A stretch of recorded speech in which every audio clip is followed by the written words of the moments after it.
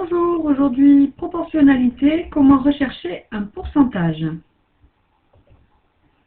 Alors, sur cet exemple, nous allons établir la méthode pour déterminer un pourcentage.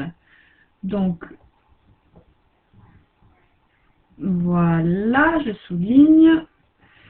Voici notre exemple, un automobiliste, une automobile, excusez-moi, une automobile qui coûtait 8 000 €, donc ça c'est le prix de départ, est vendue à 6 800 €. Donc il y a bien eu une réduction entre le prix de départ et le nouveau prix.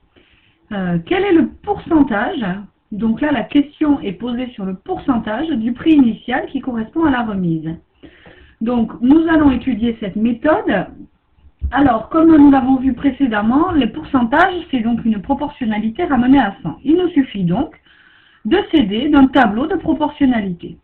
Attention, le choix des lignes pour construire le tableau de proportionnalité est important. Il faut bien observer les données de l'énoncé. Les 8 000 € sont le prix initial et les 6 800 € sont le prix final, le prix auquel la voiture est vendue. Donc, nous allons ici essayer de calculer le pourcentage de remise, c'est-à-dire quelle est la réduction qui a été effectuée entre le prix initial et le prix final. Donc, voici ce que je mets dans le tableau de proportionnalité, l'ancien prix, 8 000 €, et je vais chercher en pourcentage la réduction qui a été effectuée sur ces 8 000 €. On a 8 000 € au départ, moins 6 800 € à l'arrivée. Il a donc été effectué une réduction de 1 200 €. Et je cherche, puisque la question est posée sur le pourcentage, je cherche à savoir quel pourcentage, donc quelle est la valeur pour cent, c'est-à-dire en imaginant que cette voiture initialement ait coûté 100 €.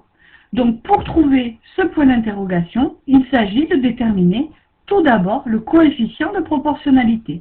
Ici, pour trouver ce coefficient de proportionnalité, j'ai effectué cette opération, la réduction 1200 divisé par 8000 pour savoir comment passer de la ligne du haut à la ligne du bas. Une fois le coefficient 0,15 déterminé, il ne suffit plus que de multiplier 100 par ce coefficient. Donc soit je le fais en deux fois, je cherche d'abord le coefficient et ensuite je multiplie, soit je fais tout d'un coup 100 multiplié par 1200 divisé par 8000. Je fais donc 100 multiplié par 0,15. Je multiplie par le coefficient de proportionnalité. Et je trouve 15. Je peux donc conclure que la réduction est de 15%. On a effectué une remise de 15% sur cette automobile. Et voilà, j'ai trouvé le pourcentage. Tout se joue dans le fait de compléter correctement le tableau de proportionnalité et de comprendre que le pourcentage, c'est d'imaginer que le prix de départ, que le total est un total de 100 € et non pas 8 000 € comme c'est le cas pour cette automobile.